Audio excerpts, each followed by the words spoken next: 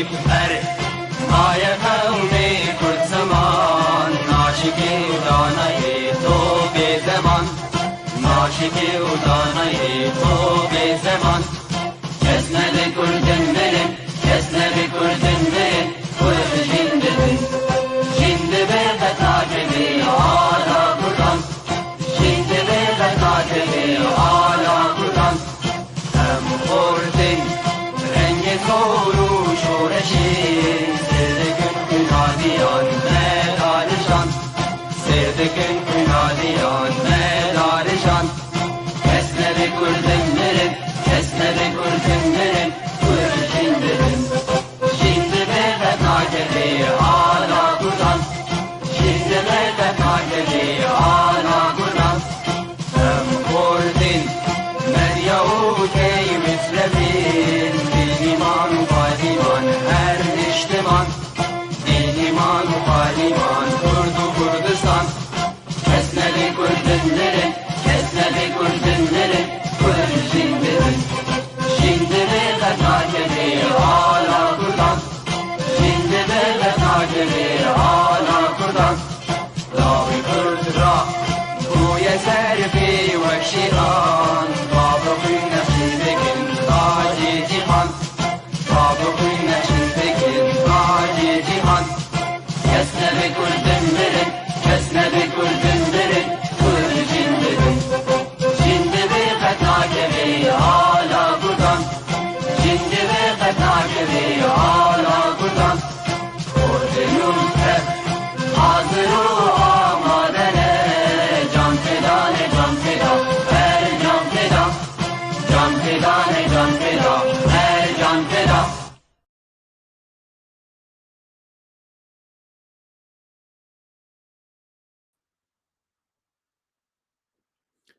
أهلا وسهلا بكم جميعا.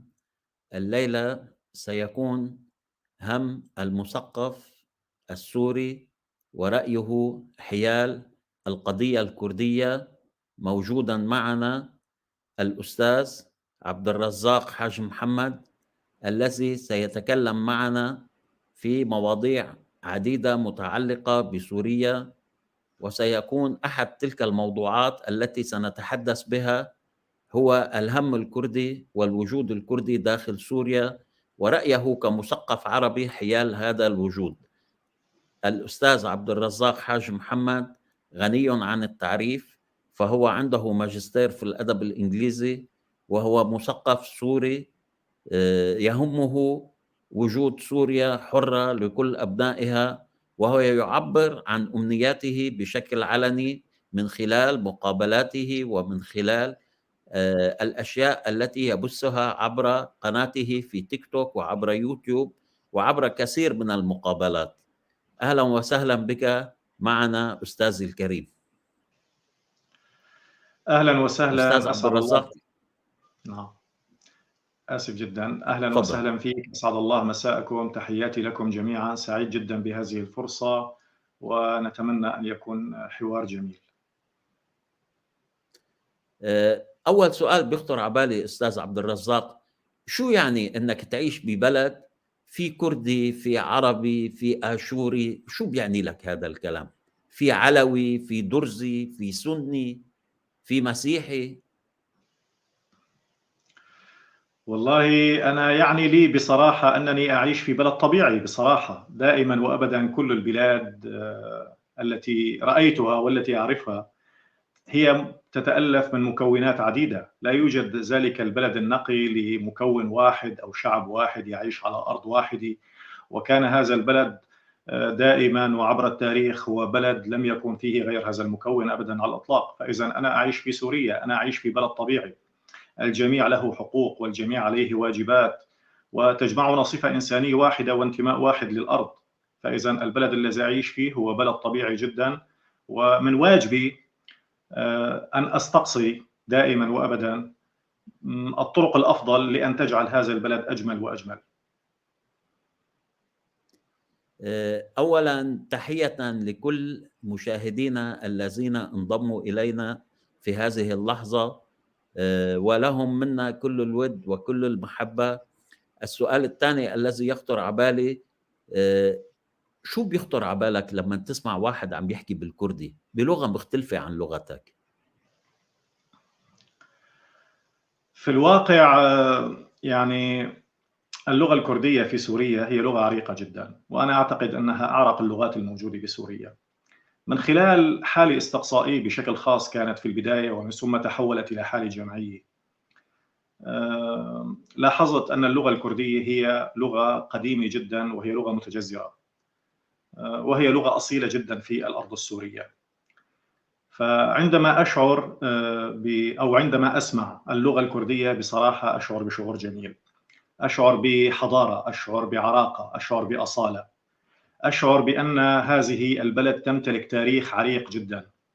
اللغة كما تعلم وكما يعلم الجميع هي معبر عن حضارة شعب، وعندما أسمع اللغة الكردية تحديدا وأنا معجب جدا بالأغاني الكردية وبالموسيقى الكردية. بصراحة عندما أسمع هذا الفن الجميل الذي تعبر عنه طبعا لغة هي اللغة الكردية، أشعر بأن لسوريا تاريخ عريق جدا، وأشعر بحضارة سوريا. طبعا لا يمكن على الإطلاق أن نتحدث عن التاريخ بالإحساس، ولكن أحيانا تكون لغة الإحساس هي لغة أبلغ من لغة الكلمات. فأنا أشعر بهذه الأحاسيس وأشعر بالسعادة فعلا البالغة، وأعتقد بأن اللغة الكردية هي لغة أصيلة في سوريا، ويعني لا أجد أبدا على الإطلاق أي مبرر لأن تكون هذه اللغة غير معبرة عن الشخصية السورية. فأشعر أن الشخصية السورية هنا.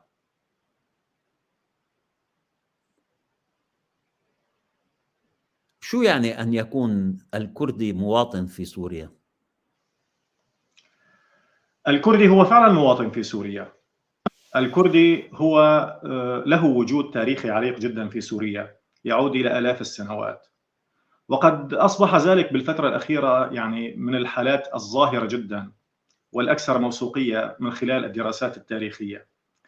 الكردي له جذور تاريخية ضاربة في القدم في سوريا وعلى أرض سوريا تحديدا.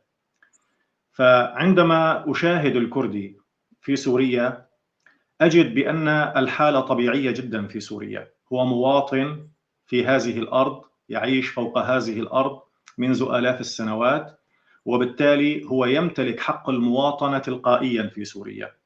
وهذه المواطنة لم تكن في يوم من الأيام عارضة، ولم تكن مرحلة دخلت التاريخ بشكل من الأشكال، بل هي متأصلة في التاريخ. لذلك الكردي هو مثله مثل أي مكون آخر من المكونات السورية، يمتلك جميع المؤهلات، وهذا شيء طبيعي بموجب انتمائه للأرض، جميع المؤهلات التي تعطيه الحق بأن يكون مواطن في سوريا. الحقيقة مفهوم المواطنة يعني المساواة المطلقة بين الإنسان والإنسان، بغض النظر عن هذا الإنسان عرقه أو دينه أو مذهبه أو انتمائه الفكري أو أي شيء آخر من التقسيمات التي طرأت في البشرية في مرحلة من المراحل. لكن هناك تميز للشخصية الكردية. الكردي له وجود في هذه الأرض تاريخي وعميق جدا، وبالتالي من النفاق ومن الخطأ الكبير جدا أن نناقش مواطنة الإنسان الكردي فوق أرض سوريا، لأنه يمتلكها بوجوده فوق الأرض، يمتلكها بالطبيعة، يمتلكها بانتمائه. الكردي كان دائما وأبدا من المؤسسين لحضارة سوريا الأصيلة، طبعا على افتراض أن هناك حضارة في سوريا ضاربة في التاريخ يعني. لذلك أعتقد بأنني لست أنا وليس لأي أحد على الإطلاق الحق في أن يناقش مواطنة الإنسان الكردي على أرض سوريا على الإطلاق. شو يعني أن يكون مواطن مكتوم القيد؟ كردي مكتوم القيد. يعني الظلم الكبير الذي لم نراه في أي مكان من هذا العالم. الحقيقة دائما وأبدا كان هناك كثير من الإجراءات الظالمة التي تمت والتي تخصص فيها الإنسان الكردي بشكل خاص، وهذه حالة نادرة قد نكون شاهدناها أو لم تشاهد على الإطلاق في أي مكان من جغرافية هذا العالم. لكن للأسف الشديد الإنسان الكردي تعرض لهذه الحالة، وكانت هذه الحالة هي مدروسة بشكل عميق وبشكل كبير، وأعتقد بأنها كانت لأهداف سياسية كبيرة جدا تختص بالحاضر والمستقبل. لكنها كانت هدفها الأساسي إقصاء الشخصية الكردية من أرض سوريا وقطع الأواصر بين الجذور وبين الحاضر، جذور الإنسان الكردي المتأصلة على أرض سوريا والتي هي تاريخها لآلاف السنوات، وبين الحاضر الذي يعيشه الإنسان الكردي. والآن نحن الحقيقة ندفع ثمن هذا الشيء، وهذا يعني واضح على العلن والجميع يرى ما يحصل الآن على الأرض السورية. لذلك لابد من العمل فعلا على تصحيح الأخطاء الكارثية التي كانت موجودة خلال فترة من 50 إلى 60 سنة مضت من عمر سوريا، وهي الفترة الأخيرة. لذلك أنا أرى بأن ليس قضية فقط أن يكون الإنسان الكردي هو إنسان مكتوم القيد في سوريا، هي جريمة واحدة. أعتقد أن هناك سلسلة من الجرائم، وأنا أعذرني للتوصيف، أنا أسمي الموضوع جريمة لأني أعتقد أن الحالة في سوريا كانت تشبه حالة التطهير العرقي إلى حد ما، وهذه يعني لم تكن مبررة أبدا على الإطلاق، لكن حصلت هذه الحالة بسبب سيطرة فكر معين، وهذا الفكر هو يمت إلى القومية وسيطرته على سوريا سياسيا، وجعلته يذهب باتجاه أقصاء كل ما هو غير عربي وكل ما هو لا ينتمي إلى القومية العربية أو يرفض الانتماء لها، وهذا طبعا حقه الطبيعي، وتوصيفه بأنه خطر في الوقت الراهن والمستقبل على سوريا. ولذلك كانت هناك كثير من الإجراءات التي بدأت بكتمان القيد، ولكنها لم تنتهي أبدا عند هذا الحد، يعني للأسف الشديد. إذا بدي أطلب منك فرضيا أن تتخيل للحظة أنك كردي، وقل لك أنه أنت ككردي بدي مارس عليك سياسة التعريب، شو بتحس؟ رح حس تماما بالشيء اللي حس فيه الكردي خلال 70 سنة من تاريخه: الإحساس بالظلم، الإحساس بالقهر، الإحساس بالتعسف، والرغبة بالثورة. وهذا شيء يعني قد يكون مفاجئ أني أنا أحكي فيه، الرغبة في الثورة، لأني لن أسمح لأحد على الإطلاق، وحتى لو كان الثمن غاليا، لن أسمح لأحد على الإطلاق أن يلغي شخصيتي، لن أسمح لأحد على الإطلاق أن يلغي تاريخي، لن أسمح لأحد على الإطلاق أن يكتم صوتي ولغتي، لن أسمح لأحد على الإطلاق أن يلغي وجودي فوق أرض أنا كنت من أوائل الذين صنعوا الحضارة فيها. لن أسمح، ولن أفكر أبدا على الإطلاق بحجم التضحيات التي يمكن أن أبذلها في هذا المضمار وفي هذا الحقل، لأنه بصراحة أنا تعنيني الشخصية الفردوية للإنسان ونتحدث بها كثيرا، ولكنني غير مستعد أبدا على الإطلاق أن أستغني عن صوتي الحضاري في هذا العالم. لذلك أعتقد أن الحالة هي حالة ثورية، وثورية كبيرة جدا، ويجب أن نحافظ عليها. حالة التطهير الثقافي هنا في هذه الحالة، أنا أسمي الموضوع بحالة تطهير ثقافي، كانت موجودة. أنا لن أسمح أبدا على الإطلاق لأحد بأن يقتل شخصيتي القومية أبدا على الإطلاق. أستاذ كمال لبواني طالع ببيان عم يعمل فيه تصنيفات للمواطن السوري. شو لازم يكون الواحد لحتى يكون مواطن سوري؟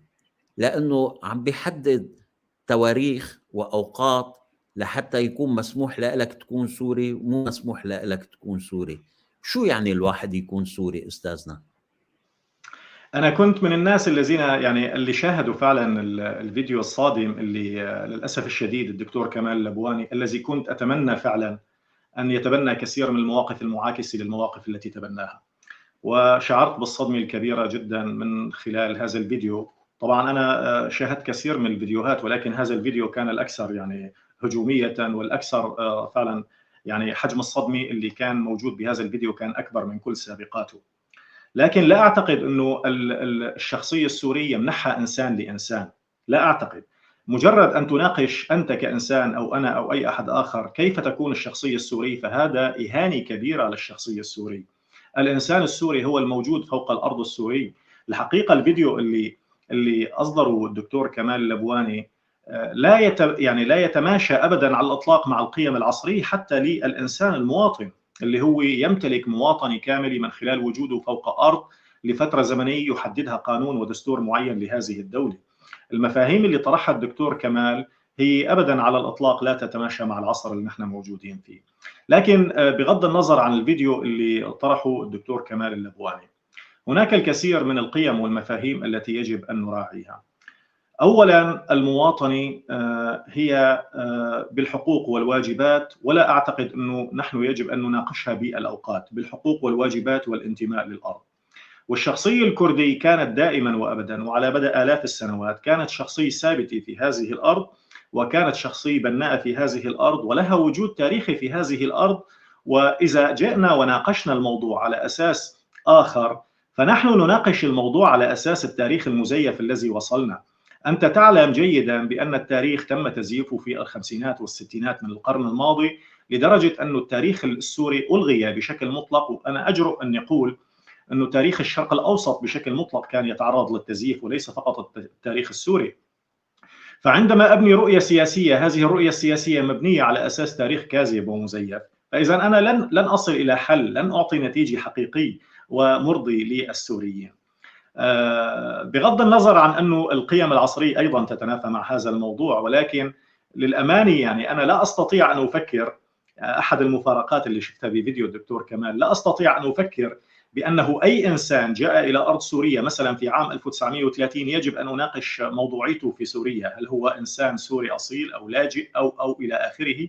أنا تفاجأت بكل الفيديو بصراحة، ولكن أنت تعلم بأنه الفترة اللي نحن موجودين فيها هي ليست فترة النقاش، يعني كل من يريد يطلق فكر ويطلق فيديو ويطلق اتجاه معين ويحاول ترويجه على الأرض السوري، وقد يجد فعلا من يتبنى هذا الشيء. لكن كل الفيديو بشكل مطلق هو فيديو غير مناسب أبدا، وكل الفكر غير مناسب للواقع السوري. إذا أردنا أن نبني وطن حقيقي فيجب علينا أن نصلح الأخطاء، لا أن نأتي للأخطاء ونركزها وندعمها ونبني عليها سياسة خاطئة في المستقبل. أتمنى فعلا من الأعماق أن يفكر الدكتور كمال وكل المثقفين السوريين اللي هلأ بالوقت الراهن عم نشوفهم، أن يعيدوا التفكير فعلا في الأخطاء الكارثية التي يرتكبوها بناء على خطأ ربما يكون ليس خطأهم، يعني ليسوا هم من زور التاريخ وزيف التاريخ وأصدر حقائق مزيفة، نعلم هذا. ولكن المثقف السوري يجب عليه أن يعلم بأن المثقف هو فكر استقصائي، يجب عليك أن تستقصي الحقائق، لا أن تبني الحقائق على أساس الشيء الذي أنت فقط قرأته أو درسته، أو السياسات القومية اللي كانت تمارس في سوريا بشكل فاضح هي من وضعته. فأعتقد أن هذا خطأ كبير جدا، وأتمنى فعلا أن أرى في فترة لاحقة يعني تصحيح لهذه الأخطاء من نفس الأشخاص بما فيهم الدكتور كمال لبواني. اسمح لي أيضا أن أوجه التحية لزملائنا اللي عم بيديروا الحلقة بالباك ستيج اللي موجودين معنا لحتى يواكبونا تقنيا لحتى هاي الحلقة تمشي وتتقدم. وبحب انقل لك تحيات المشاهدين، وعم بيقولوا انه جنابك من اكثر الناس يلي عم بيكونوا بضميرهم هم وعم يحكوا وعم بيراعوا حقيقة الإحساس السوري الحقيقي، وعم يقدر ينقله بشكل كتير حقيقي للناس وللمواطنين. أستاذ فرهاد دريعي صار معلق كذا مرة لجنابك وبيشكرك وبيوجه لك التحية. كل التحية وجزيل الشكر لجميع المتابعين. أنا كمان بتمنى أنه يوصلهم امتناني الشديد لهي الملاحظات الجميلة، وبحب قل لهم أنه سوريا أماني برقبتنا كلنا، مش بس برقبة عبد الرزاق حج محمد. نحن بحاجة إلى أن نكون كلنا في سوريا فريق عمل، كلنا من أجل تصحيح الواقع الخاطئ في سوريا. فسوريا لا تبنى على شخص أو شخصين أو ثلاث، ولا تبنى على جهة معينة، بل سوريا يجب أن تكون بناء متكامل يبنى على أساس المساواة بيننا جميعا. وهذا هو الطرح اللي دائما نحن بنشجعه واللي بندعمه، واللي راح نكون دائما وأبدا جنود مجانيين وأوفياء له. كمثقف أستاذي، كيف فيك تخلي المواطن الكردي، الدرزي، المسيحي، حتى العلوي يتخطى حاجز الخوف ويصير في عنده ثقة بسوريا الجديدة بالمستقبل؟ كيف فينا نتخطى هذا الحاجز؟ طبعا أول شيء لازم يعني أقر بأنه هذا هو الحلم الأكبر اللي نحن عم نحلمه، أنه نكون نحن في المستقبل كتلة بشرية واحدة. لكن على الإطلاق ما فينا أبدا نقدر أنه ندفع أي إنسان سوري إلى الأمام ونحن مو حاطين له خط واضح للسير عليه في المستقبل، ومو حاطين له أبدا على الإطلاق أوراق الاطمئنان اللي بتخليه يطمئن على المستقبل. أستاذي العزيز، الإنسان السوري خائف من المستقبل. الإنسان السوري ليس خائف من الدكتاتورية ومن القمع كما يروج له البعض على الأطلاق. الإنسان السوري بمراحل كثيرة من حياته، وخصوصا بالقرن الماضي أو 100 سنة الماضي، كان في حالة ثورة وتمرد، وما كان يهمه أبدا على الإطلاق الثمن اللي ممكن يدفعه أو التضحيات اللي ممكن يقدمها، ولكن كان دائما وأبدا عنده حلم أنه يوصل لمرحلة العدالة الإنساني والدولي الحقيقي اللي بتضمن حقوق الجميع. فمن هاي النقطة تحديدا أنا بقول أنه الإنسان السوري بحاجة إلى الاطمئنان، بحاجة أنه نعطيه الاطمئنان في المستقبل. الشيء الوحيد اللي كان ناقصنا بالفترة الماضية هو أن نمنح الاطمئنان للآخر. للأسف الشديد الاتجاهات اللي سيطرت على الحالة السورية، وخصوصا في فترة الثورة السورية اللي كان المفروض أنها تقدم أوراق الاطمئنان للآخر، هذه الاتجاهات السياسية وحتى الاتجاهات العسكرية في بعض الأحيان ما أعطت أوراق الاطمئنان نحو المستقبل. فدائما وأبدا هذا الإنسان الذي هو ينتمي إلى تنوع ديموغرافي كبير جدا. سوريا كما يعلم الجميع، طبعا للمعلومات أنا أرفض هذه التسميات، يعني أنا لا أحب الدخول في النواحي الطائفية والعرقية والدينية لأني لست ممن يؤمنون بكل هذه التميزات، ولكن سوريا كأمر واقع هي في حالة تنوع ديموغرافي وإثني وعرقي وديني كبير جدا.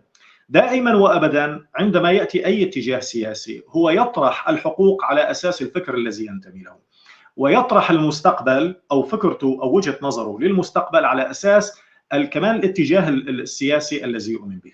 هون بهالحالة هاي نحن بدي يكون في عنا ليس اطمئنان، ولكن بدي يكون في عنا قلق. فالإنسان السوري شايف حاله أنه كان عايش بالماضي في حالة قلق، وفي المستقبل هو سوف يبقى في حالة قلق. فهذا الإنسان للماضي عم يمنحه فرصة أنه يكون سائر من جديد، ولا الرغبة في المستقبل الجيد والمثمر عم تمنحه هاي الرغبة في أنه يكون سائر.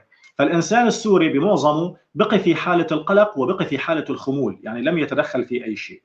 فأنا بشوف أنه إذا كان بدنا نعطي الإنسان السوري فرصة أنه يتوجه إلى الأمام ويكون متشجع لأبعد حد ببناء الدولة الحديثي، لازم يفهم أو لازم نحن نعطيه الضمان الحقيقي أنه سوريا بالمستقبل سوف تكون دولة عدالة ومساواة للجميع ولن تهضم حقوق أحد على الإطلاق، بالعكس تماما. لازم نكون صريحين بأكثر من هيك، لازم نفهموا أنه الحالة المظلومية اللي الإنسان السوري بشكل مجمل عاشها يجب أن نعيدها إلى نصابها، وبالتالي الإنسان السوري سوف يصبح له مبرر بأن يكون يعني أحد هؤلاء الجنود اللي هن في سبيل مستقبل بلدهم راح يكونوا موجودين بأي معركة فكري وسياسي من أجل بناء هذا المجتمع. فأنا بقول إنه شغلتنا نحن المثقفين بصراحة، دورنا الأساسي الأكبر نحن المثقفين والنخب السياسية، للأسف الشديد النخب السياسية مقصرة في هذا المجال. لازم نقدم الضمان الحقيقي اللي يمنح الناس جميعا الرغبة في المستقبل، ولن تكون هناك رغبة في المستقبل إلا إذا كان المستقبل واضح. العدالة والمساواة وإعادة الحقوق إلى نصابها هي من سوف يجعل الإنسان السوري في مرحلة التقدم إلى الأمام. إذا بدنا نرجع لمرحلة الثورة أستاذ، كيف بتقيم عسكرة هذه الثورة؟ حابب أول شيء أقول لك أستاذي العزيز أنه أنا كنت من الناس الذين رفضوا عسكرة الثورة، يعني كنت أفضل الاتجاه السلمي في الثورة، ولكن لم يكن هذا دائما وأبدا متاحا، يعني لم نستطيع أن نتحكم في الوضع أو يكون لدينا رأي في هذا الموضوع. ولكن عسكرة الثورة بشكل مجمل هي كانت خطأ كبير جدا كنت أتمنى أن لا أراه في أرض سوريا. طبعا هذه العسكرة هي كانت مدروسة بشكل كبير جدا، يعني الاتجاهات السياسية الإسلامية تحديدا، هون أنا بخصص الموضوع بالاتجاهات السياسية الإسلامية، هي من ذهبت باتجاه عسكرة الثورة، وهذا كان بعد أسلمة الثورة. يعني كان في عندنا مرحلتين، أول شيء أسلمة الثورة ومن ثم عسكرة الثورة.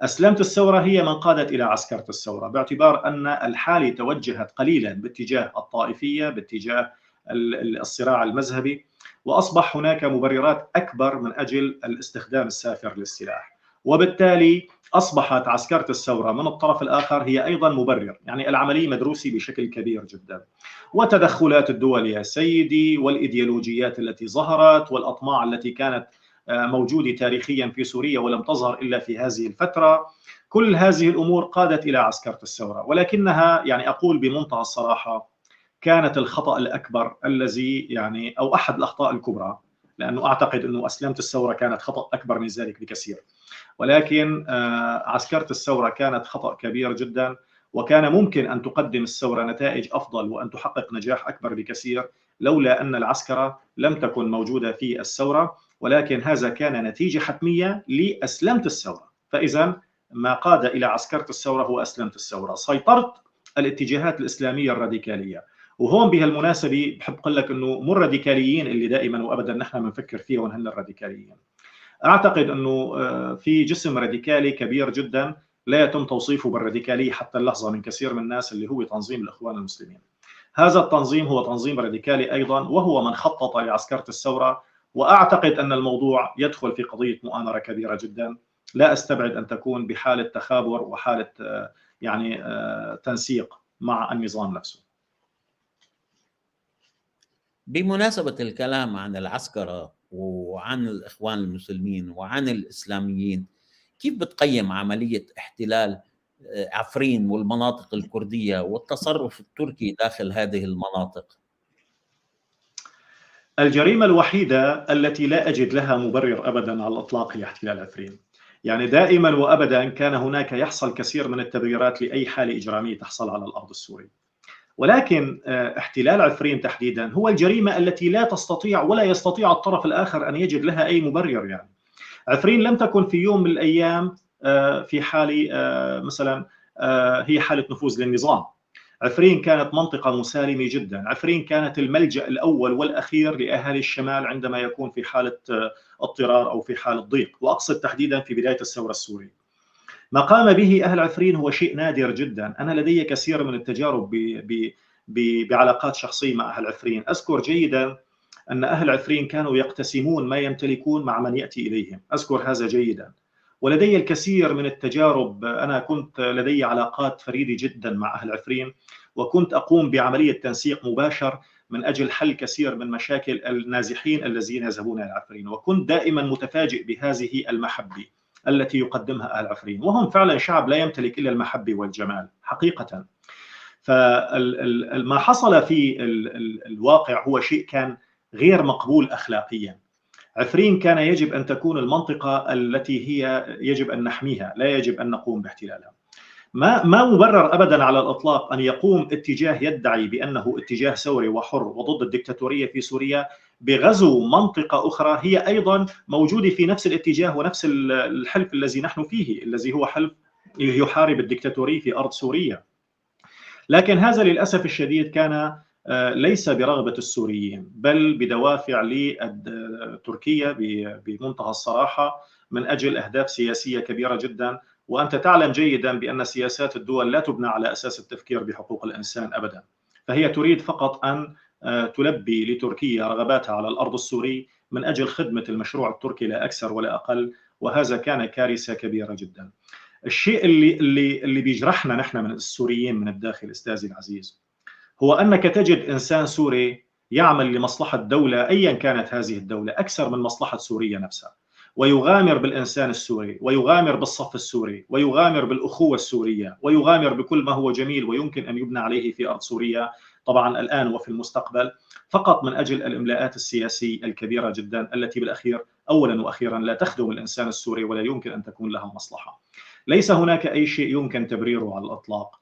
أعتقد بأن عفرين سوف تبقى جرح كبير جدا، وسوف تبقى إهانة كبيرة جدا للشخصية السورية، ومن مارس هذا العمل للأسف الشديد يعني يرقى بمنتهى الصراحة، ولا أستطيع أن أجامل في هذا الموضوع على الإطلاق، يرقى لمرحلة الخيانة العظمى التي قد تكون تتفوق على من صنفناهم خلال حقبة الثورة كلها وقبل حقبة الثورة بالخونة. أعتقد هي جريمة كبيرة جدا يجب أن تكون في المستقبل في أولى أولوياتنا للإصلاح.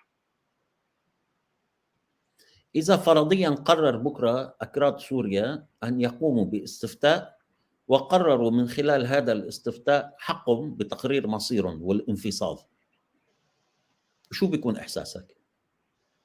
أنا لم أفهم بس الكلمة أكراد سوريا.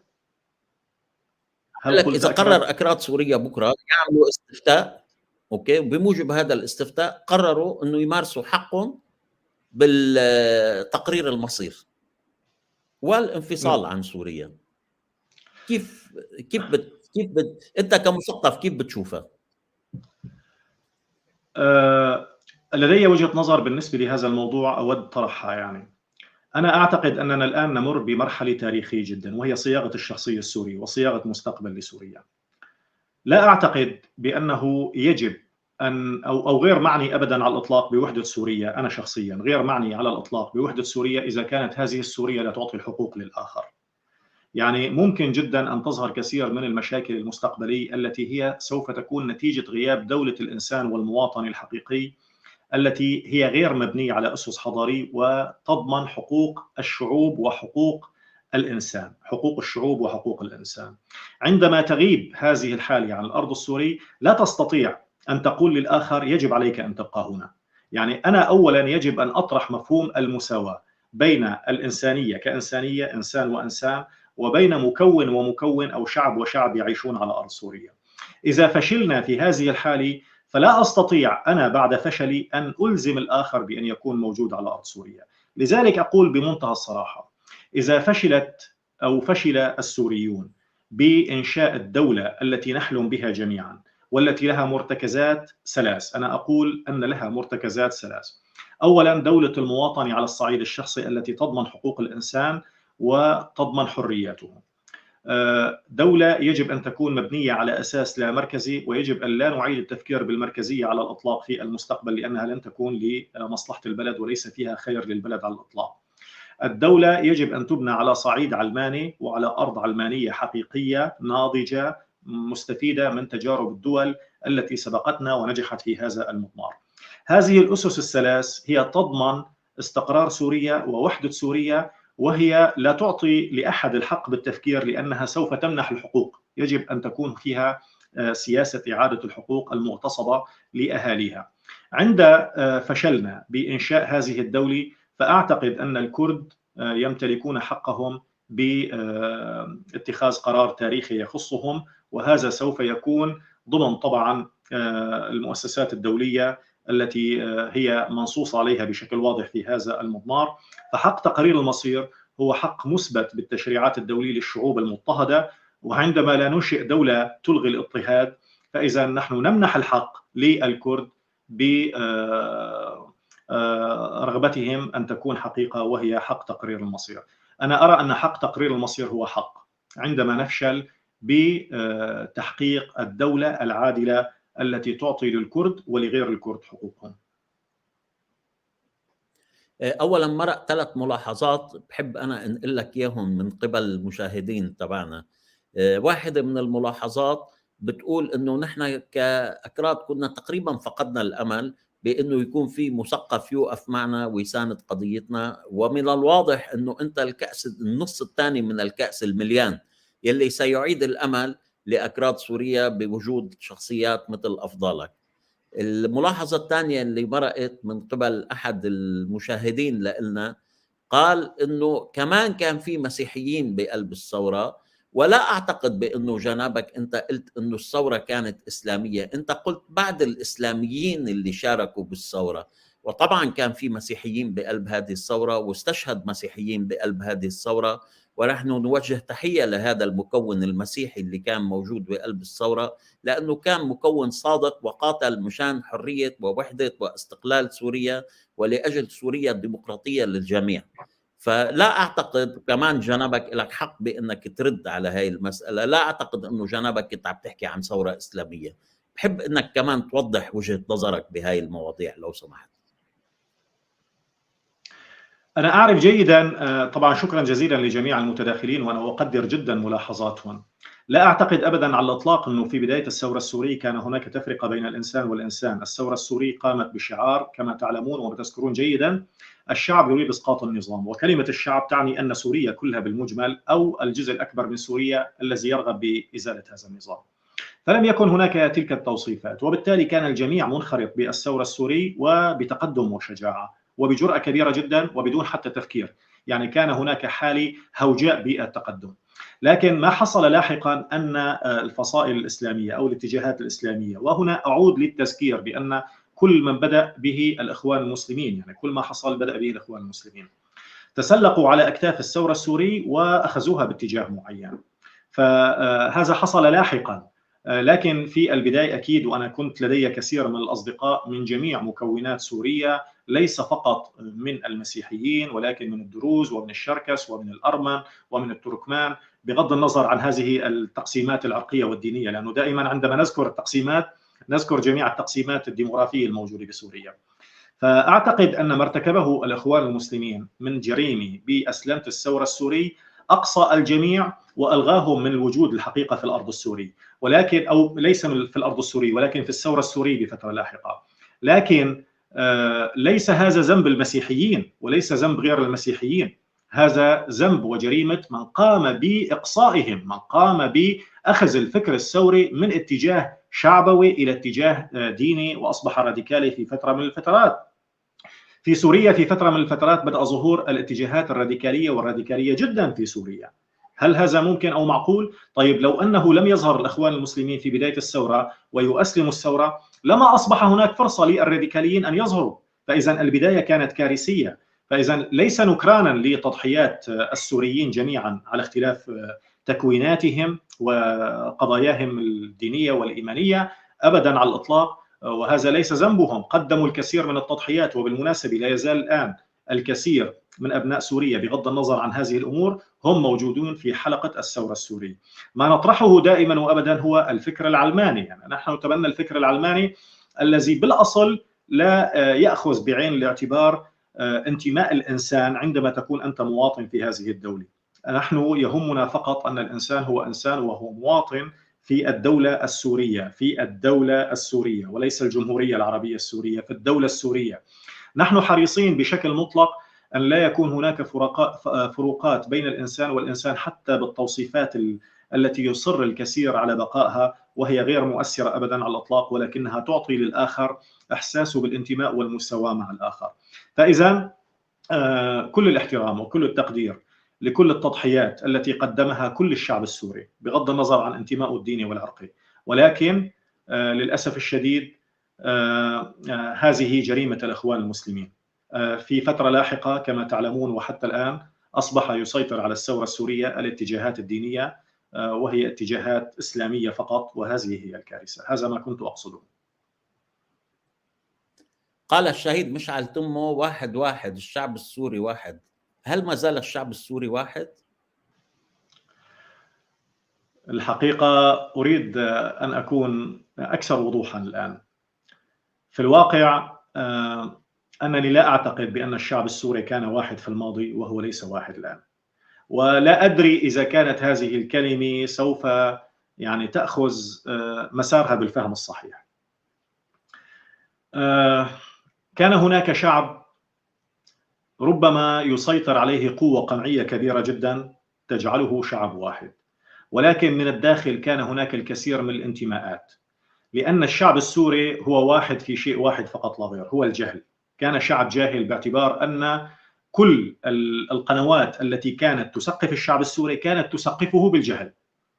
لو كان الإعلام أو المناهج المدرسية أو الثقافة المنتشرة في البلد من خلال الوسائل الإعلامية الغير الخاصة، أو من خلال التاريخ الذي كان يدرس في كل مكان، ومن خلال سيطرة اتجاهات دينية على الموقع الاجتماعي داخل البلد، كان دائما يثقف البلد بهذا الاتجاه ويثقف الإنسان في هذا الاتجاه. فهذا كان يعطي الإنسان فرصة التنوع، ولكن يعطيه أيضا فرصة الذهاب باتجاه غير الاتجاه الذي يبني بلد يعني. فهذا جعل أيضا من النواحي السلبية الموجودة في سوريا أن الشعب السوري لم يكن واحدا إلا من خلال القمع والجهل.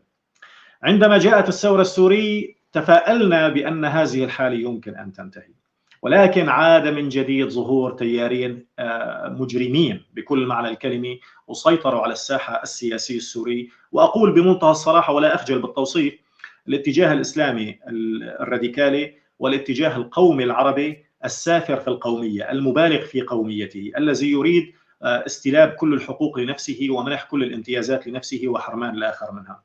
فذهبوا باتجاه الشقاق مرة ثانية بعد أن كان لدينا فرصة كبيرة جدا. عندما تحدث مشعل رحمة الله عليه طبعا بهذا الكلام كانت الفرصة لا تزال متاحة، وكان هذا في بداية الثورة السورية. ولكن أعتقد لو أن مشعل الآن موجود بيننا لقال غير هذا الكلام، استنادا لما ظهر لاحقا ولما أصبح واضحا في هذه الحالة. أستاذي العزيز، بعد 13 سنة من الثورة السورية والمعاناة السورية التي نعانيها بسبب عدم الارتقاء إلى فهم المساواة الإنسانية بين المكونات وبين الإنسان والإنسان، مع ذلك تجد هذه الاتجاهات السياسية لا تزال مصرة بقوة على العبقرية السياسية التي كانت في البداية يعني تمثلها والآن هي لا تزال تتمثل فيها، اللي هي الامتياز العرقي أو الديني. فكيف يمكن أن أقول بهذا الشيء أو أن أتبنى هذا الشيء؟ نطمح في يوم من الأيام أن نصل إلى مرحلة أن الشعب السوري واحد، ولكن أنا لا أستطيع أن أتبنى هذا الفكر ولا أستطيع أن أجامل بصراحة. حتى اللحظة الشعب السوري ليس واحد. ماذا بقي من علمانية سوريا؟ ما كانت علمانية في يوم من الأيام، ما كانت علمانية في يوم من الأيام. نحن نريد لسوريا أن تكون علمانية في المستقبل من أجل أن نبني عليها أو تكون الركيزة الأساسي لصنع بلد حقيقي. العلمانية لا تصنع بلد بوحدها أو لوحدها أو هي قائمة واحدة تصنع البلد أو تقف البلد عليها، لا أبدا على الإطلاق، هناك ركائز أخرى. ولكن العلمانية هي الركيزة الأساسية التي نبني عليها الدولة في المستقبل، أو هي الأرضية. نستطيع أن نشبه العلمانية بالأرضية التي يقف عليها الجميع من أجل البناء فوق العلمانية كبناء مستقر ومستدام. لكن العلمانية هي ما يجب فعلا أن نرسخه الآن، ويجب علينا أن نصنع اتجاه علماني كبير جدا في سوريا بغض النظر عن الانتماء الذي هو يظهر الآن في الساحة السوري، من أجل أن نتمكن من بناء البلد. بدون العلمانية لا نستطيع أبدا أن نتحدث لا عن المساواة ولا عن الحقوق ولا عن الواجبات ولا عن مستوى الحريات. وبالتالي أي بلد تسير بعكس اتجاه العلمانية هي دولة فاشلة ولا يمكن أن تحصل على فرصتها في الحياة. أنا أقول أنه بدون العلمانية سوريا ذاهبة باتجاه نفق أسود لا نعرف ماذا في نهايته. لكن ماذا بقي من علمانية سوريا حتى اللحظة؟ أريد أن أكون مختصر جدا بهذا السؤال. ما كانت هناك علمانية في سوريا، وحتى اللحظة لا تزال العلمانية في سوريا مشتتة. هناك علمانية حقيقة في سوريا وهي قوية جدا ومتجذرة، لكن الاتجاهات العلمانية في سوريا لم تأخذ فرصتها حتى اللحظة بأن تكون في اتجاه واحد، وبالتالي كقوة مؤثرة هي ليست حتى اللحظة بهذا الشكل. هناك اثنين من الضيوف، واحد منهم قال انه الغرب بيقول انه بشار الاسد علماني، وفي ضيف ثاني طلع وقال، مشاهد ثاني عفوا طلع وقال انه جنابك ما ذكرت شيء الى الان رغم كل الكلام اللي نحن عم نحكي فيه اي جريمه من جرائم النظام السوري. هل فعلا بشار الاسد علماني؟ وهل النظام السوري مارس جرائم بحق الشعب السوري؟ كل ما نتحدث به الآن هو توصيف لجرائم النظام السوري يا سيدي. إذا أردنا أن نتحدث عن جرائم النظام السوري نستطيع أن نقول أنه ارتكب الكثير من الجرائم وقتل أكثر من 2,000,000 شخص، وهناك أكثر من 500,000 معتقل، وهناك جهل مدقع في سوريا، وقام ببيع البلد ودمر جيل كامل قد لا نتمكن من بنائه ب50 سنة مقبلة، نصف قرن من الزمان، وشتت معظم الشعب السوري. لكن هل إذا تحدثنا بهذه الطريقة نحن نتحدث عن الإجرام الذي قام به بشار الأسد؟ لا يا سيدي، هناك خطأ كبير جدا دائما السوريين يقعون به، وهو تحدث لي عن بشار الأسد كمجرم. أنا لا أتحدث عن بشار الأسد كمجرم لأننا جميعا سوريين ونعلم هذا جيدا، فما فائدة الكلام بهذا الموضوع؟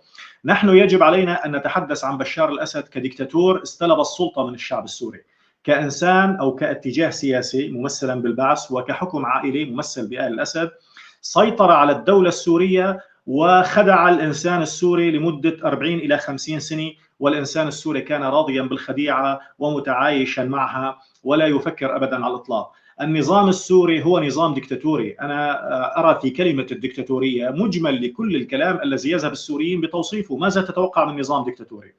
فيجب علينا نحن السوريين أن نفكر بالطريقة التي تزيل الدكتاتورية من البلد، وليس أن نناقش دائما الدكتاتورية ماذا فعلت في سوريا. ما يجدي لو تحدثت مع أي إنسان سوري حتى لو كان طفلا صغيرا وطلبت منه أنه يعدد لك إجرام بشار الأسد، راح يعدد بشار الأسد أفضل مني ومنك يا أستاذ، ومن 50 واحد مثل حكايتنا كمان عم يحكوا عن جرائم بشار الأسد. الجريمة الكبرى هي الدكتاتورية، الجريمة الكبرى هي الإقصاء، الجريمة الكبرى هي إلغاء الديمقراطية. عندما تأتي إلى بشار الأسد وتقول بأنه رجل علماني أو النظام السوري هو نظام علماني، يعني أنا أريد أن أسأل، يعني هل نحن نفهم العلماني بشكل جيد؟ هل تتوقع أن العلمانية يمكن أن تكون علمانية بدون ديمقراطية؟ هل كان هناك في سوريا ديمقراطية؟ أسأل جميع الشعب السوري، حتى لو كان هذا الشعب السوري هو موالي للنظام، هل تجرؤ أو تقول بأن الشعب السوري كان يعيش في حالة ديمقراطية؟ فإذا الديمقراطية هي قلب العلمانية. إذا لم يكن هناك نظام ديمقراطي حقيقي، تعددي سياسي حقيقي، لن يكون هناك ديمقراطية عفوا علمانية. وكما تعلمون جيدا بأن النظام السوري كان قائما على أساس الحزب الواحد وسيطرة الحزب الواحد، فكر الحزب القائد الذي كان يقوم بكثير من التصفيات في داخله. الحزب الواحد القائم على أساس النظرة الاقتصادية الواحدة، الهيمنة الاقتصادية لرجال حزب واحد، والهيمنة على مفاصل الدولة من هذا الحزب. وهذا الحزب أولا وآخرا يصب في قلب العائلة ولا يصب في قلب الوطن. لم يكن هناك يوجد حالة استرخاء سياسي، ولم يكن هناك حريات، بل كان هناك حالة قمعي أمني. هل هذه علمانية؟ لا يا سيدي، هذه ليست علمانية. إذن الحالة اللي نحن عم نعاني منها هي عدم فهم الشعب السوري لكلمة العلمانية، وبالتالي كل من يقول عن نفسه علماني هو علماني. توصيف بشار الأسد ديكتاتور، نظام ديكتاتوري. أنا لا يهمني أن يوصف هو نفسه بأنه علماني، أنا لا يهمني على الإطلاق. أنا لا أقيس العلماني على بشار الأسد، أنا أقيس بشار الأسد على العلماني، ولا يمكن للدكتاتور أن يكون علماني أبدا على الإطلاق. بدي أقول لك كلمات وبدي أتعلق على كل كلمة. أمريكا الحليف الذي أتمنى أن يكون مستقبلا سوريا في صفه. إيران الشر الأكبر والعدو الأول والأخير للشعب السوري. تركيا الدولة ذات المصالح التي للأسف الشديد تمارس دور النفاق واللعب بالأوراق، ولن يكون لها مستقبل. حزب الله إيران، لا أفرق بين حزب الله وإيران. الفصائل التابعة للحرس الثوري الموجودة في سوريا هي فصائل تعمل أيضا وأزرع متقدمة لإيران، وأنا كل من يعمل في فلك إيران أقول عنه أو عنه إيران، ولا أستطيع تفرقته عن سياسة إيران، فهي إيران.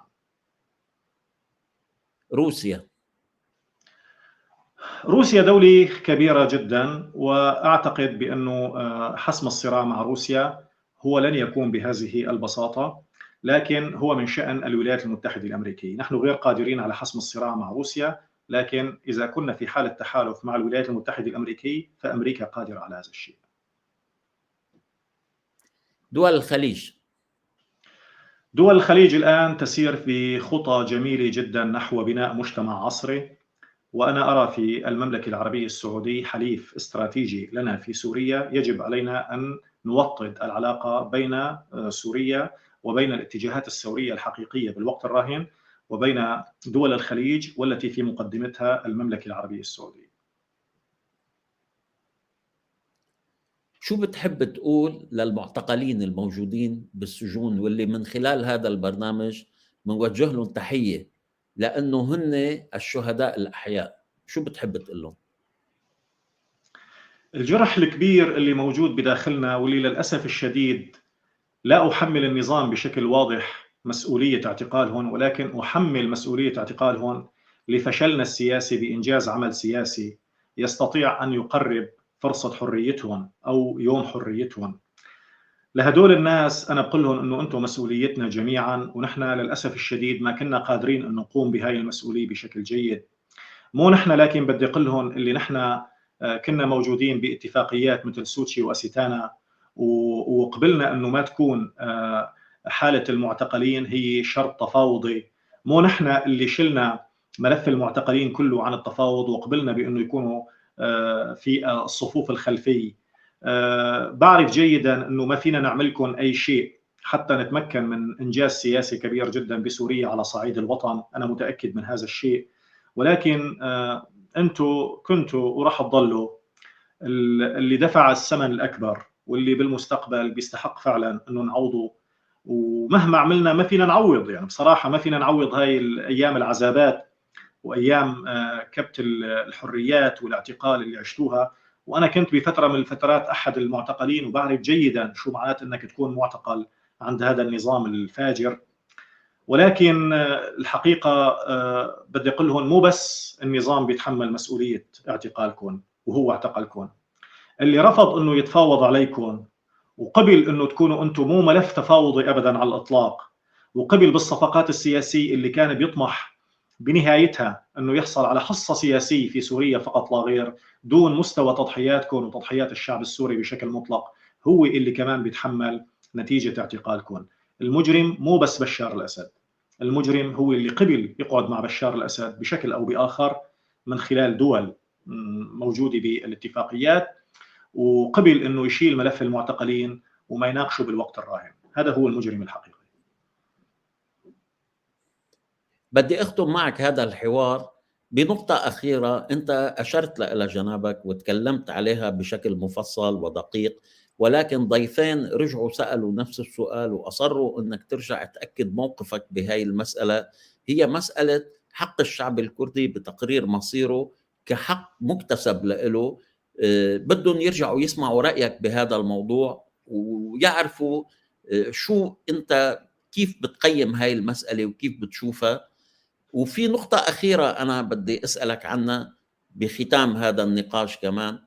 إخواننا بالسويدة اليوم قايمين بالثورة من تاني وجديد، عندهم طموح بأنه ترجع تتحرك الثورة وترجع تتقدم لقدام. شو بتقول للأهل بالسويدة اللي وقفوا من جديد بوجه هذا النظام؟ بتمنى أنك تجاوب على النقطتين، ورغم أنك أول نقطة أنت عالجتها بشكل كتير دقيق ومفصل. مفهوم حق تقرير المصير هو حق يمتلكه جميع الشعوب المضطهدة. حق تقرير المصير ظهر في البداية على أساس أن بعض الشعوب الخاضعة لحالة استعماري تمتلك حق تقرير مصيرها إذا أرادت ذلك، ولكن هذا الحق تطور في فترة لاحقة وأصبح للشعوب المضطهدة، وهناك تشريعات دولية خاصة بهذا الموضوع وهي واضحة جدا. الشعب الكردي في سوريا شعب مضطهد، وأنا لا أخجل أبدا على الإطلاق. حتى اللحظة التي نعيشها الشعب الكردي في سوريا هو شعب مضطهد، وهو يتربع على رأس الهرم في الاضطهاد الذي هو حتى اللحظة موجودا في سوريا. للأسف الشديد أنه تم اضطهاد الشعب الكردي خلال حقبة البعث اللي هي أنا بنسبها للفكر القومي العربي لمدة 40 سنة أو يزيد عن 40 سنة، وبعد منها ظهر الثورة السوري أو مفهوم الثورة السوري، وجاء الإسلام السياسي، وأيضا عاد لاضطهاد الشعب الكردي. تدخلت الدول في أرض سوريا، وهذه الدول كان غايتها الأساسية اضطهاد الشعب الكردي، ومع ذلك لا زالت هذه الحالة مستمرة. فإذا كل عوامل حق تقرير المصير للشعب الكردي لا تزال موجودة، لكن نحن لا نراهن على هذه المرحلة، نحن نراهن على بداية الانتقال السياسي والمرحلة السياسية التي يجب أن تدخلها سوريا في المستقبل بجهود جميع السوريين عربا وكردا. عند دخول هذه الحالة يجب أن نتمكن من صياغة دولة قائمة على أساس الحقوق المتساوي بين العرب والكردي، كون سوريا لا يمكن أن تكون موجودة أو لا يمكن أن تكون مستمرة بوجود شعب واحد موجود فوق أرضها وهو يمثلها، لا العرب ولا الكرد. فإذا هذا شيء أساسي جدا. إذا تمكنا من صياغة هذه الدولة فأعتقد أن الدولة دخلت فعلا في حق تقرير المصير ودخلت مرحلة المساواة والعدالة الإنسانية وحقوق الشعوب. هذا شيء جميل جدا ونطمح له.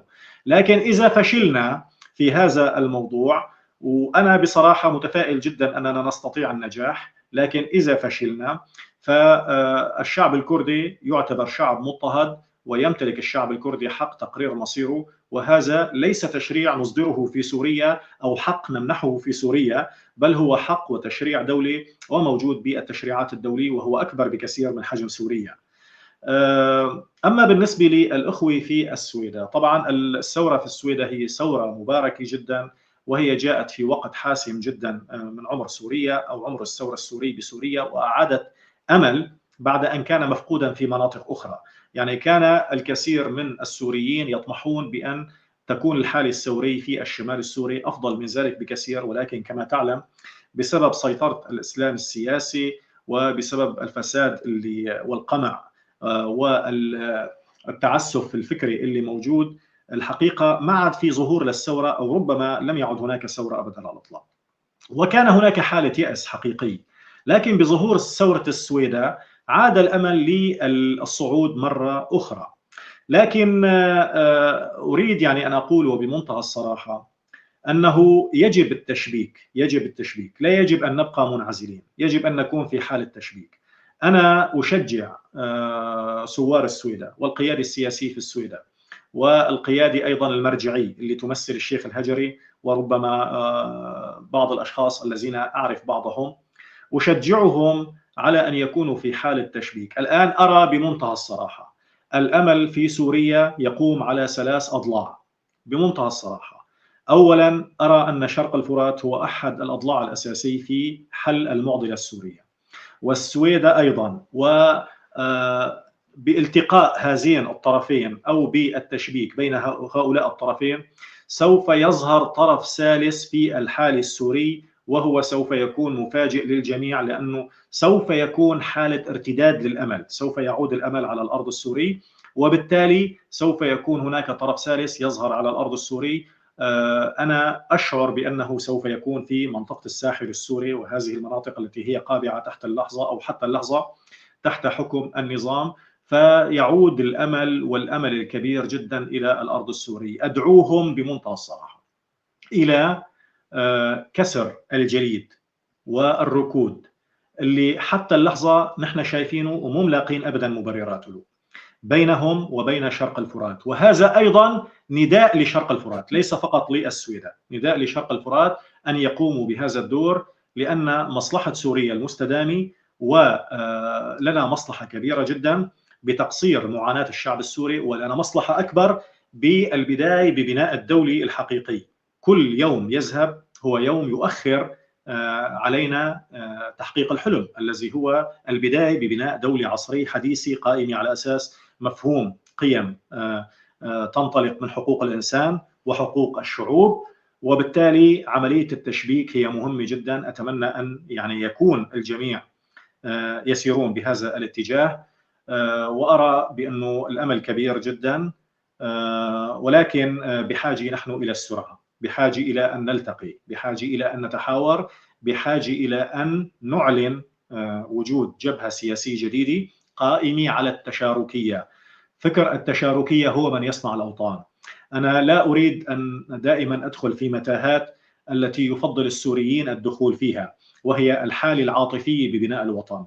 الوطن لا يبنى بالعواطف أبدا على الإطلاق، الوطن يبنى بالتشارك، الوطن شراكة، نحن شركاء في هذا الوطن. نحن إذا أردنا أن نصيغ، وهنا أعود إلى المرحلة الأولى من الأسئلة اللي طرحتها حضرتك اللي هي كيف نصيغ شعب سوري في المستقبل، عندما نتمكن من صياغة الحالة التشاركي بيننا الآن، فإننا في المستقبل سوف نصنع سوريا قوية جدا وجميلة جدا، وهي تستطيع أن تضمن حقوقنا جميعا. أنت تكلمت عن تحالف ما بين ما أسميته أنت شرق الفرات، ومن اعترض من المشاهدين وقال هذا جزء من كردستان ملحق بسوريا، ولكل منكم رأيه الذي أحترمه. أنا كمحاور أفضل أن أكون حيادي بهذه التسمية. وتكلمت عن حلف ثلاثي ممكن أن ينشأ بين العلويين والأكراد والإخوة الدروز. هل تتكلم عن حلف أقليات؟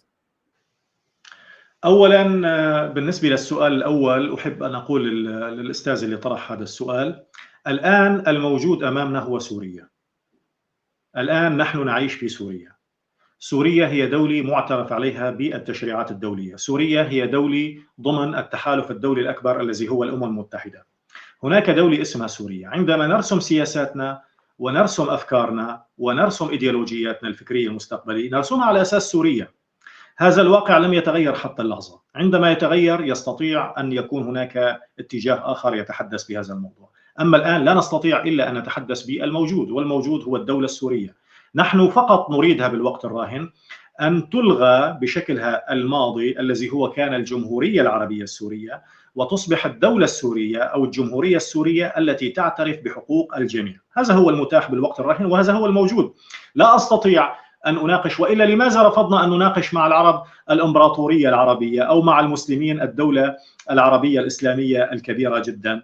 لأن هذا شيء غير متاح، ولأنه غير ممكن الحدوث بالوقت الراهن، ولأنه لا يناسب الفكر العصري اللي الأمم أنشأت الدول العصرية الحديثة بالاتحاد الأوروبي وفي أمريكا وفي بعض دول آسيا وأفريقيا على هذا الأساس.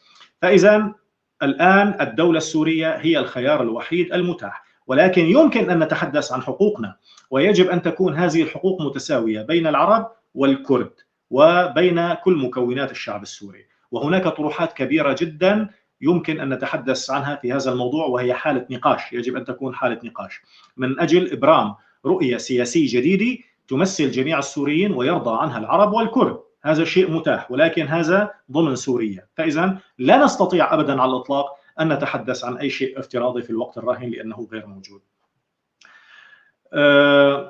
أنا لم أتحدث أبدا على الإطلاق عن الأقليات، بل أتحدث عن السوريين. الكرد سوريين، والدروز سوريين، والعلويين سوريين، وهذه التقسيمات غير موجودة أبدا على الإطلاق إلا في الفكر الذي يحاول أن يطرحها. من يطرح هذه الأمور هو إما فكر قومجي عربي أو فكر إسلامي. لا نؤمن أبدا على الإطلاق بكلمة أقليات حتى نطرحها، إنما هي حالة ثوري في بعض مناطق سوريا. نحن كل ما نراه هو بهذا الشكل، هي حالة ثوري في بعض مناطق سوريا. عندما نتحدث الآن بفكر الأقليات فهذا يعني بالمستقبل أنه حتى لو نجحت الأقليات في الحسم السياسي فأن الغلبة في المستقبل بالواقع السياسي بالمستقبل بعد الحسم سوف يكون من أجل مصلحة الأكثرية. عندما نقبل بهذا الفكر بالوقت الراهن لا أبدا على الإطلاق. نحن نرى السويدة كجزء من سوريا فقط بغض النظر عن الانتماء الديني، ونرى شرق الفرات كجزء من سوريا وجزء مهم جدا بالوقت الراهن، وأعتقد أنه الأهم، وهو جزء من سوريا، وأيضا الساحل السوري هو جزء من سوريا. فالذي نتحدث عنه هو معطيات سياسية وليس معطيات عرقي أو ديني أبدا على الإطلاق. كما قلت وكما يذكر الأخوة اللي كانوا موجودين معنا واللي انضموا لاحقا، أننا نتحدث عن العلمانية الحقيقية وليس العلمانية التي تتحدث عن السيطرة لاتجاه معين. ولهذا رفضنا أن يكون حزب البعث والفئة الحاكمة الآن في سوريا أن تكون تنتسب إلى العلمانية بشكل من الأشكال، لأنها دائما وأبدا خدعت الشعب السوري بكلمة الأغلبية والأقلية. أقنعت الأغلبية بأنها تحكم باسمهم، وأقنعت الأقليات كما تزعم بأنها تحميهم، وبالتالي أدخلت الشعب السوري في حالة الإرهاق والاقتناع الذي هو غير مقنع أبدا على الإطلاق. ما نريده هو تصحيح هذا الفكر. المواطن السوري هو مواطن بغض النظر عن دينه أو عرقه أو مذهبه أو مكانه الجغرافي. لا يمكن أن نناقش هذا الفكر لأنه يتنافى مع الفكر العلماني الذي نطمح أن يكون في المستقبل تصاغ الدساتير والقوانين على أساسه، وهي يجب أن تكون عادلة وليس فيها انتماء لأحد على الإطلاق.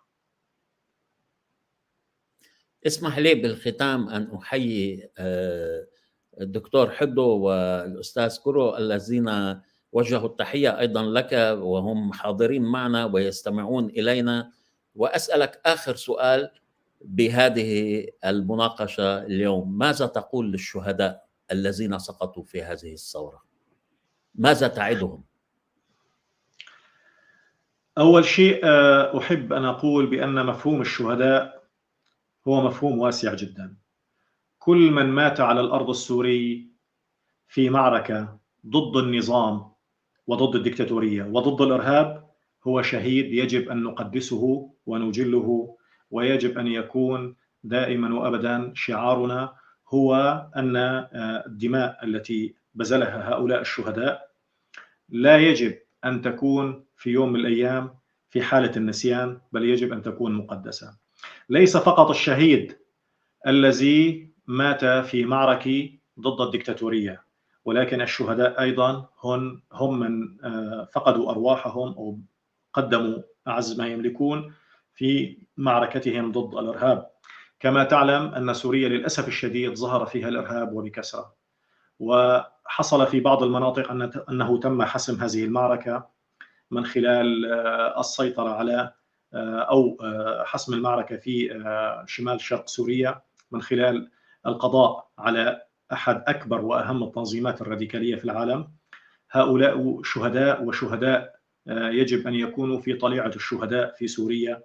أيضا الشهداء الذين فقدوا أرواحهم في معركتهم ضد الدكتاتورية هم أيضا شهداء يجب أن لا نقف ولا أبدا على الإطلاق، يجب أن نبقى في حالة حس السير حتى تحقيق الأهداف التي فقدوا أرواحهم من أجلها.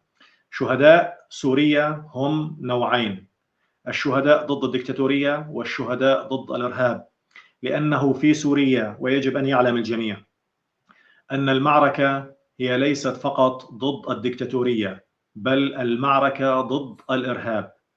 أنا أنحني بإجلال أمام هؤلاء الشهداء، وعندما تذكر كلمة الشهداء تشعر بتقزم شخصيتك، تشعر بأنك ضئيل جدا. ومهما تحدثت بكلمات، قد تكون الكلمات جميلة وقد تكون لها موسيقى عذبة وفيها تقدير كبير جدا، ولكن ليس إلى حد أن تصف من قدم روحه ومستقبله، ومعظمهم من شباب سوريا، هم من فئة الشباب، معظم الشهداء من فئة الشباب. لذلك أقول بأن دماؤهم مسؤولية كبيرة، وهذا ما نستطيع أن نقوله. لن نتوقف ولا يجب أن نتوقف حتى نحقق الغاية الكبرى التي من أجلها دفعوا الدماء وضحوا بكل ما يحلم به شاب.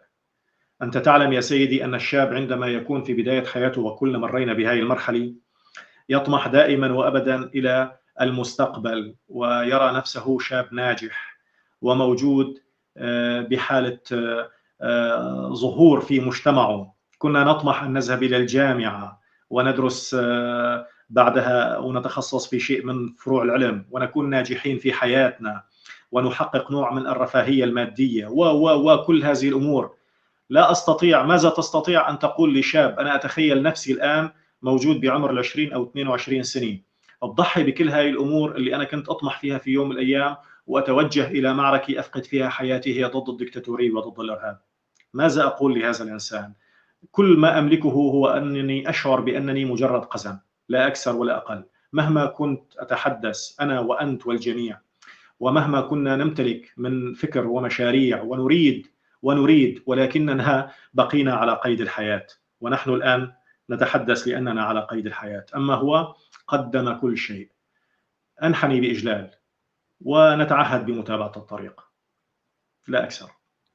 بعد التحية لك أختم بآخر سؤال للمشاهدين.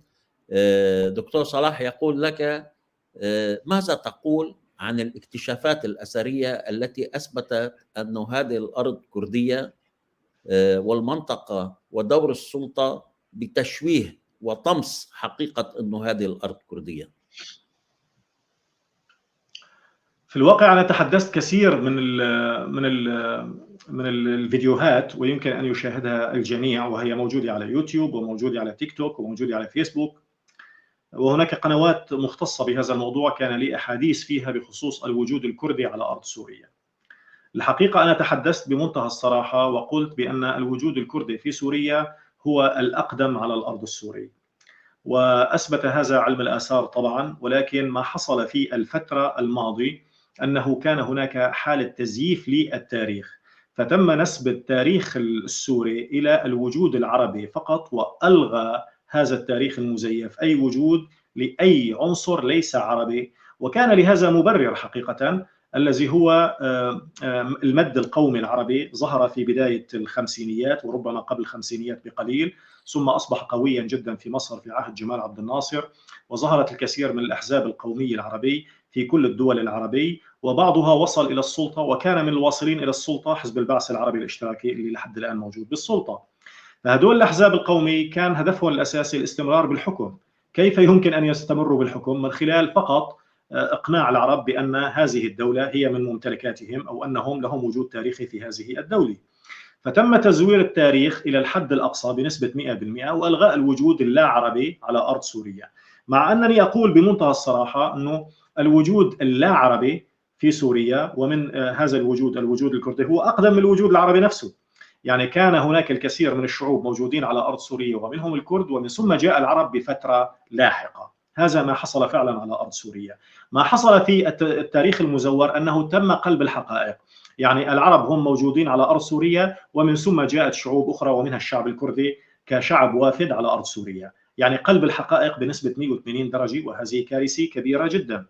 لكن هناك الكثير من المواقع الأثرية اللي موجودة في شمال شرق سوريا، هي مواقع أثرية كردية حقيقية. وهذه المواقع الأثرية تعود إلى مرحلة بداية تشكل المدينة الصغيرة التي هي سبقت مرحلة تشكل الإمبراطورية. وهذه هي المرحلة الأولى التي سجلت في التاريخ الحديث، في التاريخ المسجل الذي هو العصور التاريخية. كما تعلم أن هناك عصور ما قبل التاريخ والعصور التاريخية. ما يفصل بين هؤلاء العصرين اللي هو شيء مهم جدا في التاريخ القديم هو اكتشاف الكتابة والتسجيل بالأحرف التي كانت مختلفة من مكان إلى مكان. فتم الفصل بين حقبتين تاريخيتين. مع هذا الانقلاب التاريخي الكبير ظهر توثيق تاريخي لوجود الكرد، مما يدل على أن الكرد كانوا موجودين قبل هذه المرحلة أيضا. يعني لا يمكن أن يكون بشكل مفاجئ حصل وجود كردي في هذه المنطقة. وتحدثت كثير من الأساطير عن الوجود الكردي في سوريا، وهي كثيرة جدا. أهمها الأساطير السومرية، تحدثت وسمت الكرد بمسماهم الذي لا يزالون يحتفظون به حتى اللحظة، وهو كلمة كرد. يعني هي كلمة لم تتغير تاريخيا أبدا على الإطلاق.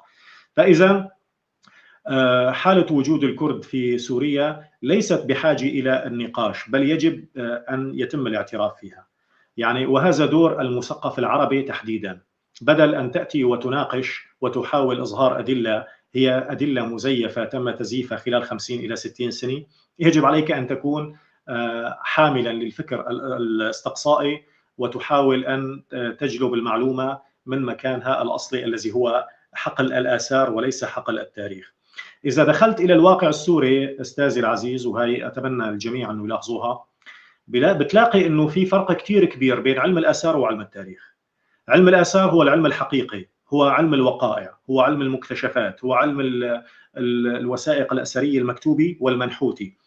أما علم التاريخ فهو العلم الذي تم كتابته من خلال ورشات تم من خلالها تزييف التاريخ لإلغاء الوجود اللاعربي في أرض سوريا. فأعتقد أنه نحن لسنا بحاجة إلى النقاش، يجب أن يعلم الجميع، يجب علينا أن نعترف الوجود الكردي في سوريا هو الوجود الأقدم، وتحديدا في شمال شرق سوريا. هناك الكثير من المواقع الأثرية التي تمت بصلة إلى الوجود الكردي. أيضا أضف إلى ذلك أنه في الدول التي ظهرت في فترة لاحقة في الساحل السوري والداخل السوري هناك أيضا كثير من الوثائق تدل على أن الكرد كانوا موجودين فيها، ليسوا مشكلين لها، ليسوا عنصر أساسي فيها كقوة حاكمة أو إلى آخره، يعني الدولة المهيمنة، لكن كان الوجود الكردي موجودا فيها. ظهرت الكثير من الفنون ومن المنحوتات ومن الوثائق الأثرية المكتوبة التي تدل على الوجود الكردي في كل جغرافية سوريا. فإذا ما رأيناه خلال نصف قرن من الزمان كان مجرد كذب كبير. لكن لا ألوم الإنسان السوري كونه اقتنع بهذا الكذب، لأن الإنسان السوري تم تجهيله بالمطلق، تم حرمانه من الحقيقة، وهذا حصل لأجيال، وبالتالي لم يشاهد الحقيقة أبدا على الإطلاق. كل ما كان يقال للإنسان السوري أن الكرد جاءوا إلى هذه الأرض خلال فترة معينة، وكان يناقش فقط الحقبة الزمنية التي جاء فيها الكرد إلى أرض سوريا. هذا كل ما كان يناقش، لكن الأصول التاريخية والوجود التاريخي لم يكن موجودا أبدا على الإطلاق. وبالتالي لا يمكن أن ألوم الإنسان العادي الذي هو فعلا يجهل كل هذه الحقائق. هل تتخيل أنه في أرض سوريا هناك بعض الناس يعتقدون فعلا بأن تاريخ الكرد هو من 70 إلى 75 سنة؟ وهل تتخيل أن هناك إنسان في سوريا يعتقد فعلا بأنه قبل تقريبا قرن من الزمان لم يكن هناك موجود ولا كردي في أرض سوريا؟ هذا موجود فعلا في سوريا، ولكن هذه ليست مشكلة هذا الإنسان. مشكلة الإجرام الذي كان هدفه التطهير العرقي الحقيقي والتطهير الثقافي من أرض سوريا، وهذا كان لغايات سياسية. بآخر شيء يعني أستاذي العزيز اسمح لي أني أرجع أذكر بشيء مهم جدا. من قام بهذه الجريمة هم اتجاهين: اتجاه يهدف إلى صياغة الدولة العربية من أجل الهيمنة على السلطة والاستمرار فيها، واتجاه يهدف إلى إقامة الدولة الإسلامية والاستمرار فيها وجعل الأكثرية العددية للعرب السنة أو العرب المسلمين هم الجندي الذي يوصلهم إلى السلطة. لكن ليست أبدا جريمة الإنسان العادي الذي فعلا كان يعني ولا زال يدفع ثمن التجهيل الذي قام به هؤلاء الاتجاهين عليه.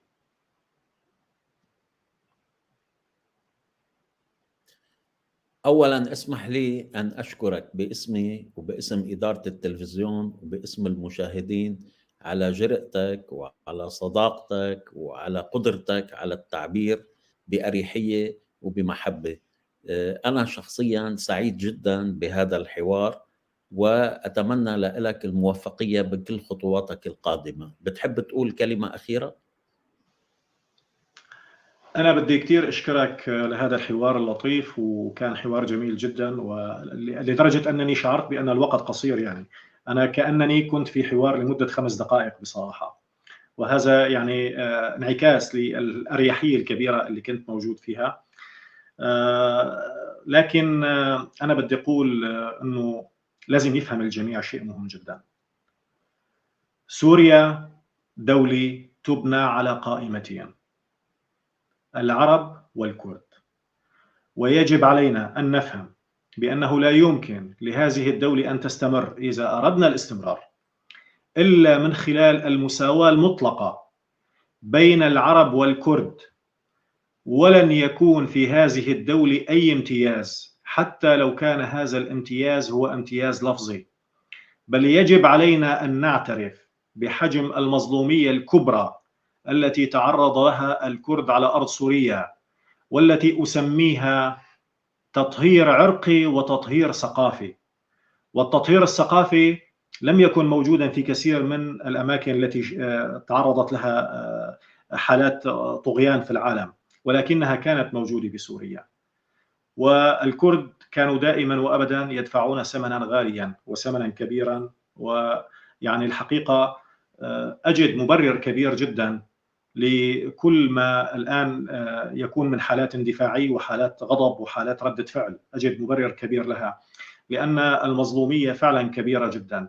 لكن يجب أن يعلم العرب والكرد بأن سوريا هي للعرب والكرد، ويجب أن نكون متساويين. إذا أردنا أن نصوغ رؤية سياسية ودستور قابل للحياة ويضمن وجود هذه الدولة، يجب أن يكون على أساس المساواة المطلقة بين الشعب العربي والشعب الكردي. كلمة أخيرة لبعض الأصدقاء اللي عم بيتابعونا. أستاذ سليمان سلامتك، نحن مررنا السؤال تبعك، يمكن بلحظتها حضرتك ما كنت موجود وعم بتتابع. وبالنسبة لبعض الأصدقاء اللي كتبوا كمان أنه ليش ما عم بتمرر أسئلتنا، نحن سألنا هاي الأسئلة، ما حبيت أنا أني أسأل السؤال عدة مرات. النقطة الوحيدة اللي أنا شددت فيها مع الأستاذ بناء على رغبتكم، لأنه اجت من كذا شخص، هو مسألة حقوق الكردي بأنه يكون عنده استقلاله، وأعتقد بأنه هو جاوب بكل أريحية وبكل صداقة. أنا سعيد بأنه أختم هذه الحلقة مع ضيف مميز جدا، كان لي الشرف بأني حاوره. شكرا. شكرا جزيلا لك أستاذي العزيز، شكرا جزيلا لجميع المتابعين. أتمنى أن نتمكن من صنع المستحيل. شكرا جزيلا. أهلا وسهلا. شكرا.